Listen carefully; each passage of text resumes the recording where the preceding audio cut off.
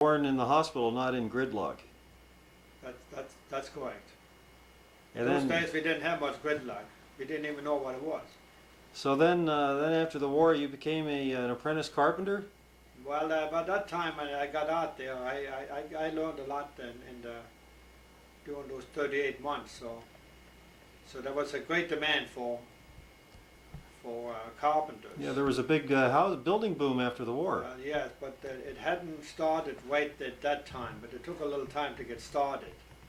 But I didn't have any problem to get Work. work there. In fact, we worked on the first job I believe after that was at Bell Laboratory up in Murray Hill. We did construction work up there. And then later on I worked for E.F. Hauserman and metal partition. That was for Prudential Building in Newark, on Washington Street in Newark. There were six floors we did with metal partitions. They were made by Hauserman in Cleveland, Ohio. Yeah, That prefabricated. Prefabricated, yeah. These were interior partitions between Interior, offices. We installed them, yeah. Instead of stud walls, you had metal partitions. Well, the building was already up, so we put it outside the existing wall. I mean, inside on the inside wall. Non-load bearing. Non-load bearing. Yeah. So we had to cover all the columns and Box them in. box them in around the windows. So that was a pretty good job too. So then, let's see. So then you were becoming an apprentice, or No, by that time of course, in the meantime, I forgot to tell you that earlier, that when I was working on Clifford Scott High School in East Orange, I joined the union. So then... back around 37, 38? Yeah. So then I was a journeyman carpenter when I worked on the partitions. And I worked together with my brother-in-law. So we were there for quite a while.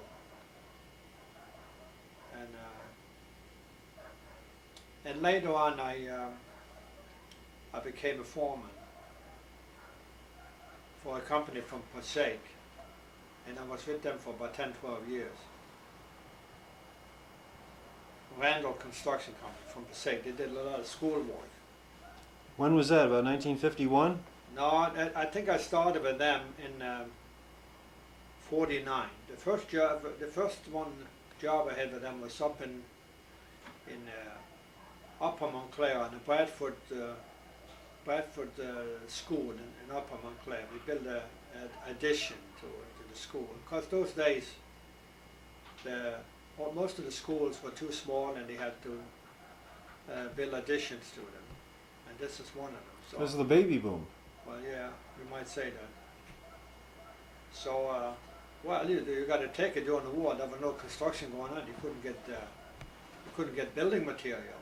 There weren't too many kids born during the war. No, but you couldn't get building material. Everything was on standstill. Everything was for the war. Yeah.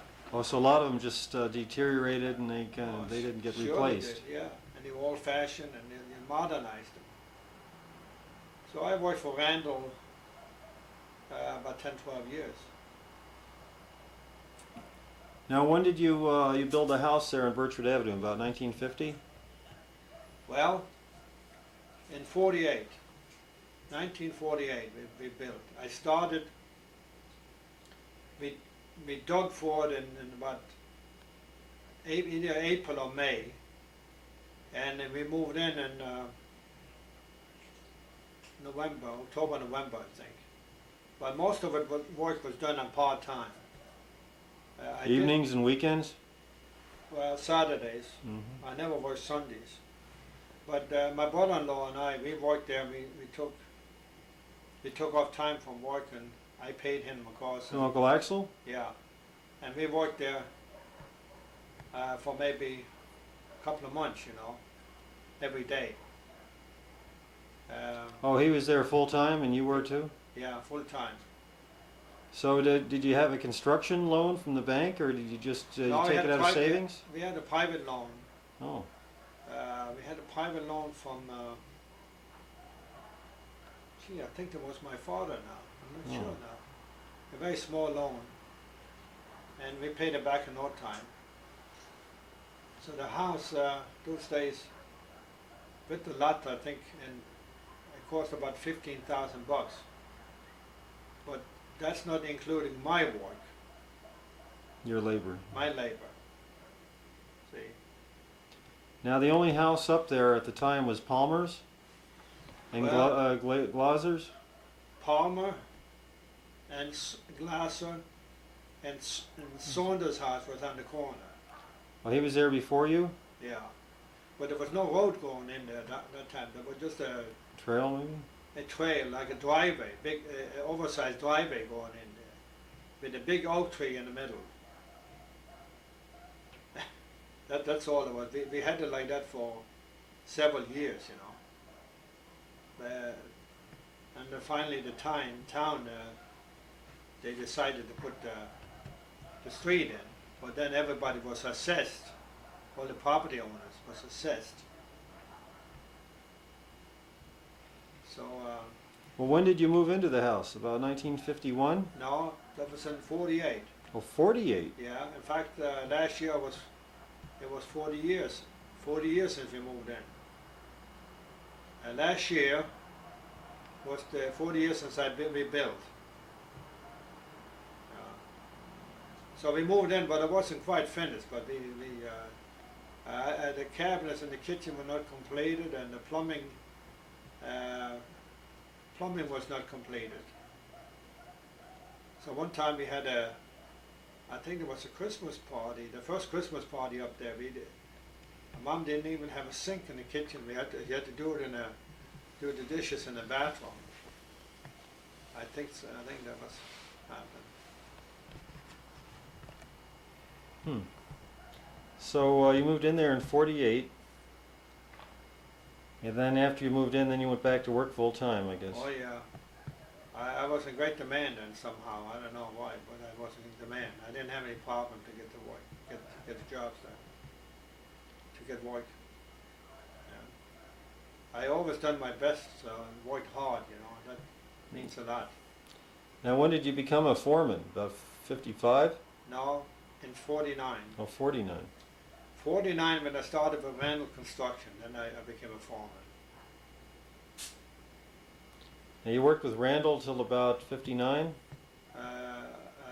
Either 58 or 59, I don't recall the dates. But all that was very good work, and we built some Schools. We built all the schools, school auditorium, school additions, and we built a new school in Brookdale and Bloomfield. Yeah, I remember going there with you. You do? Yeah. Yeah. And that was in. That's where you drank the water from the fountain and got sick. No, that wasn't there. No, that was in another place. But that building, that school was built in. It was finished in 52. In 52. Now at that time, that school. At that time, it cost $6 million. Can you imagine what that would cost Gee, today? 60 million maybe. 60 millions, right? And it was 2 blocks long. There was a Big. grammar school. 2 blocks long. Wait a second. Well, but there was very interesting work on the schools. There was a lot of detail work. And a lot of detail work, very interesting. And I learned a lot about plans and blueprints and specification. I learned a lot from that. In fact, what I know today, I almost picked up myself, you know. I just take a lot of common sense, you know. So when did you work for, Damon Douglas next, or was it Briscoe? No, that was Frank Briscoe Company. I went to work for them after I left Randall. And we worked up in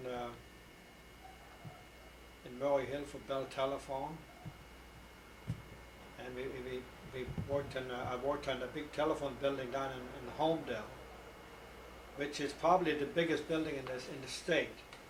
But it was built in 2 phases. It's like the building is shaped like an H, the letter H. So we did one section first. Now that building is 6 stories, maybe six or 7 stories high, and it's about 300 or 400 feet in the width and about 1,200 foot long. An old concrete building, reinforced concrete building. So I was a carpenter foreman there, and I had, of course, there was about 180 carpenters altogether. So a lot of different formats with different. Some put up columns, and others put up pipe scaffold for the support on the next deck. But my job and my 38 men was to put up all the woodwork on the top of the